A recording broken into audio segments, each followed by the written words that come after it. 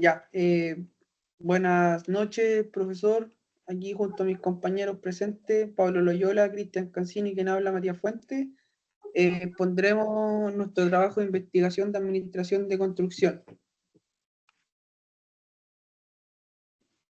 Bueno, este informe se centra en actividades principales realizadas por la Administración de Empresas Constructoras y destaca la importancia de una gestión eficaz para garantizar el éxito del proyecto. Se analizará las mejores prácticas en el área de planificación, organización, gestión de recursos, control financiero, gestión de calidad, seguridad de la obra y riesgos que pueden haber en la construcción. Además, se discutirán los aspectos éticos a considerar en la gestión de proyectos de construcción en Chile.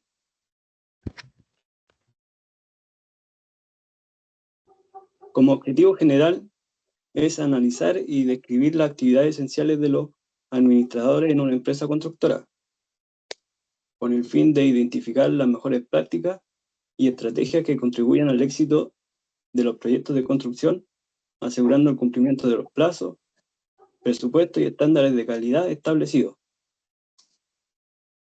Como objetivo específico, tenemos la planificación y organización, la gestión de recursos, el cumplimiento normativo y la ética en la construcción. Ya, como actividad esencial de los administradores de una empresa constructora tenemos varios puntos, pero lo más importante en esto se basan en la planificación y organización de los proyectos en sí, ejecución de construcción. Por ejemplo, tenemos en planificación lo primordial es implantarse metas a futuro en el proyecto en el cual se esté establecido este tipo de puntos. Como por ejemplo, las metas se basan en, por ejemplo, destinar tiempo de ejecución del proyecto, los recursos necesarios para ejecutar el proyecto sin gastar de más, sin hacer el uso correcto de los materiales, del tiempo y de la mano de obra del proyecto. Y como último, el tema de la gestión en sí, de la calidad del trabajo, o sea, la ejecución basada en los materiales que sean acorde a lo establecido en las bases o en la licitación respecto a los proyectos de construcción, y además la ejecución de la calidad de cada partida del proyecto mencionado anteriormente. Como cronograma tenemos un inicio, un desarrollo y un final. Básicamente en el cronograma tenemos la necesidad basada en el proyecto, en el cual ahí sacamos los recursos necesarios para poder desarrollar el proyecto, el tiempo establecido, la mano de obra a ejecutar, la maquinaria necesaria y además el tema del presupuesto final basado en todas las partidas de ejecución. Tenemos la gestión en el cual hablamos básicamente de en cómo se lleva a cabo la destreza del supervisor o del personal como jefe a cargo del personal de trabajadores, en el cual tiene que desarrollar un plan en el tema de cómo llevar a cabo la distribución de la mano de obra del personal de trabajadores, la maquinaria en ejecución y además los recursos en tiempo y materiales. El control financiero básicamente habla del tema del presupuesto sin gastar de más, ni obviamente gastar menos, o sea, gastar lo justo, básicamente en el 5%, 10% de lo que establece cada proyecto en utilidades y en gastos generales. Tenemos la gestión. Cuando hablamos de gestión de calidad, hablamos de los recursos que sean necesarios o establecidos en las bases, la ejecución que sea obviamente acorde y de calidad con los materiales establecidos y además llevar la seguridad obviamente de calidad ocupando los implementos de seguridad acorde y establecidos por la ley que establece las normas chilenas y que recuerdan el tema de la seguridad de los trabajadores. La seguridad y salud ocupacional habla obviamente lo que ya mencioné, de ocupar los MP, ocupar que sean la palabra, de que sean eh, ay, ejecutados de manera en las cuales estén establecidos por la ley que establezca que tengan la seguridad, que compongan el material necesario, que no sean desechables, que sean de buena calidad y que sean acorde a lo que se necesita para cada partida a ejecutar por los maestros que estén en la mano de obra.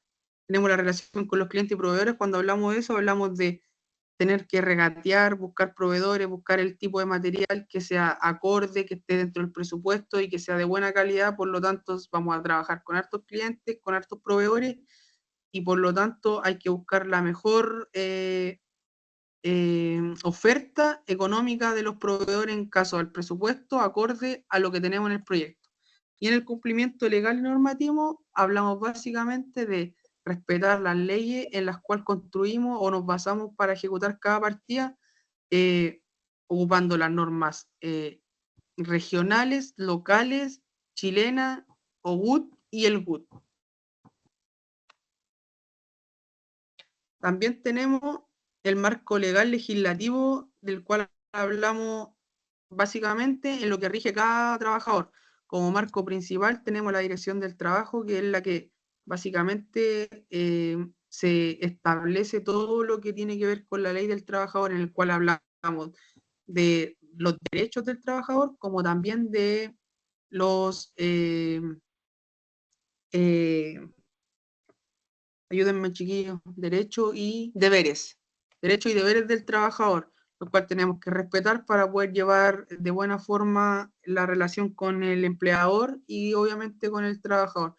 Las jornadas laborales eran de 45 horas hasta que salió la nueva ley en la cual se rebajó y se va a seguir rebajando. En estos momentos estamos en 44 horas, pero se pretende llegar a 40 horas de trabajo laboral. Por lo tanto, básicamente va a ir cambiando a medida que va pasando el tiempo.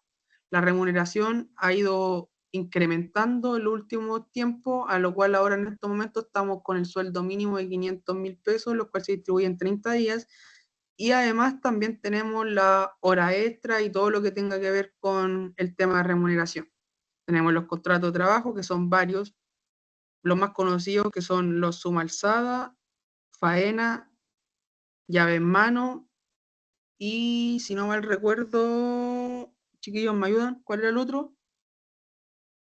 Eran 4, suma alzada, faena, llave en mano y delegación delegada, algo así, si no mal recuerdo. Tenemos los derechos de los trabajadores, sí, los cuales básicamente tenemos que respetar los contratos, respetar los horarios, respetar las reglas que tenga la empresa y además la legislación chilena para poder llevar de buena forma nuestro trabajo y obviamente no tener problemas con el empleador y obviamente con la ley. La seguridad de salud ocupacional es básicamente de ambos, empleador y trabajador. Si el empleador nos entrega los implementos, obviamente hay que usarlos, respetarlos, porque si en caso de accidente no los tenemos o no los usamos, la responsable es el trabajador cuando la empresa sí los entregó, por lo tanto es de ambos la responsabilidad. Por lo tanto, yo opino que ahí tenemos que hacernos cargo los trabajadores, en este caso que somos trabajadores, y los empleadores cuando seamos jefes. Tenemos la fiscalización y sanciones, que eso depende del hito, y obviamente tenemos la H o seguridad chilena, que tiene que ver con el tema de las sanciones y la fiscalización. Creo que por lo general debería ser una vez a la semana, depende del tema de la obra y obviamente depende de la empresa. Las actualizaciones y adaptaciones son, como bien dije, últimamente han ido modificándose y se van a seguir modificando respecto a la ley en el tema de la jornada laboral, en las horas y en la remuneración. Los riesgos. Tenemos 9 riesgos que son muy claros y que están muy en sí en la obra, que son las caídas de altura. Obviamente trabajar con andamio en altura es muy peligroso, por lo tanto hay que usar arnés y todo el tipo para poder prevenir ese tipo de accidentes en caso de. Tenemos los resbalones y caídas de desniveles, aunque sea por el más mínimo, un desnivel y pisar mal ya es una torcedura, un esguince, que eso también puede agravar y por lo menos hasta llegar a fractura. Por lo tanto, es muy importante usar los zapatos de seguridad y obviamente estar mirando dónde estamos pisando, porque no en toda la obra está el terreno de buenas condiciones. Los accidentes por desprendimiento o desplome, en estos momentos básicamente hablamos de cuando están las excavaciones, los taludes no se hacen de buena forma o los estribados no están bien amarrados. pueden haber derrumbe y ese tipo de cosas, los cuales pueden llevar a, obviamente, cosas graves como hasta una muerte. Por lo tanto, hay que usar los temas de seguridad y todo lo que se enseña en las capacitaciones antes de llegar a ejecutar ese tipo de partidas. Tenemos el atrapamiento entre objetos y sepultamiento, básicamente son los derrumbes, o cuando se trabaja en andamio y queda uno de repente atrapado al momento de subir, o también en el tema de cuando se trabaja con alguna retro o algo, sin querer queriendo, se puede subir uno y se cae y queda atrapado, por lo tanto puede ser un riesgo vital. Tenemos los riesgos de trabajo en sitios confinados, cuando hay muchas cosas o no se tiene el orden del objeto, se van dejando por ahí, uno va caminando, se tropieza, accidente.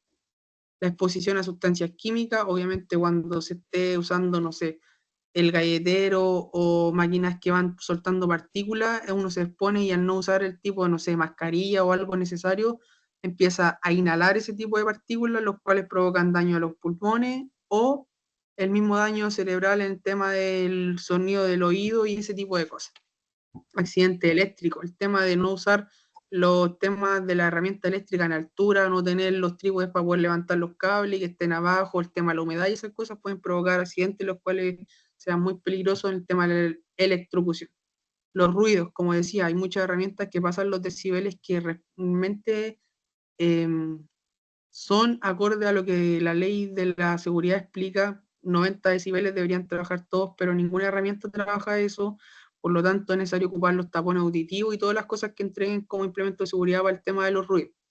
La manipulación de material, igual, de repente por estar apurado haciendo una partida o ejecutando un trabajo, el manipularlo de forma no adecuada también puede provocar un accidente leve y también puede agravarse.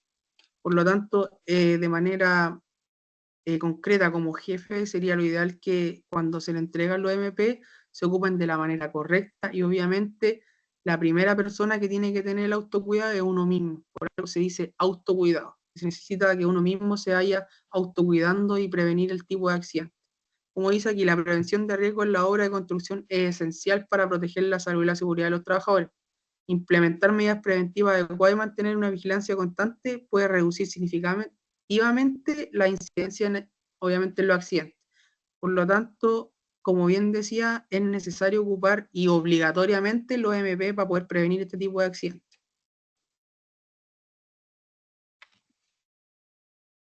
Bueno, la ética en los proyectos de administración es fundamental asegurar que todas las actividades se realicen de manera justa, que sean transparentes y responsables. La construcción se refiere a un conjunto de principios y de valores morales que guían el comportamiento de los profesionales en este sector. Esto implica tomar decisiones responsables que consideren el impacto de todas las partes interesadas, incluyendo trabajadores, clientes, proveedores y la comunidad en general.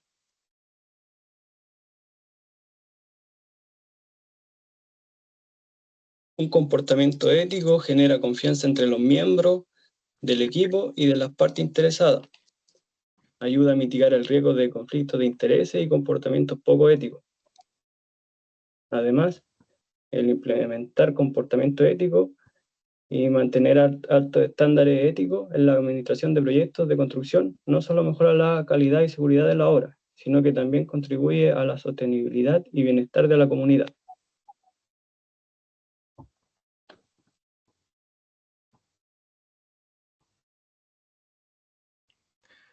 Bueno, en la siguiente tabla se demuestra un plan de adquisición de recursos, que es una partida de revestimiento de superficie de una construcción de una sede de unión comunal de Cauquenes.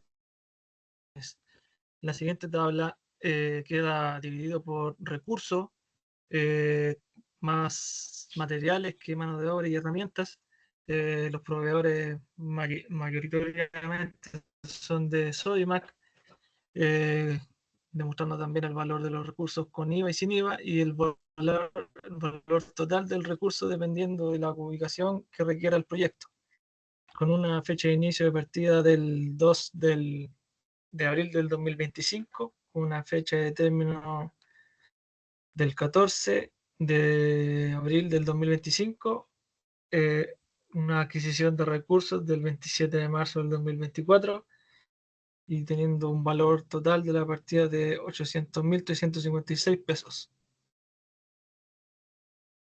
En la siguiente tabla se puede demostrar también que hay un plan de contratación de servicio en que la descripción aparecen las especialidades, la fecha de contratación, la duración del servicio y el monto del contrato. Por último, es esencial la comunicación y coordinación. Programa reuniones regulares con los proveedores para revisar el progreso.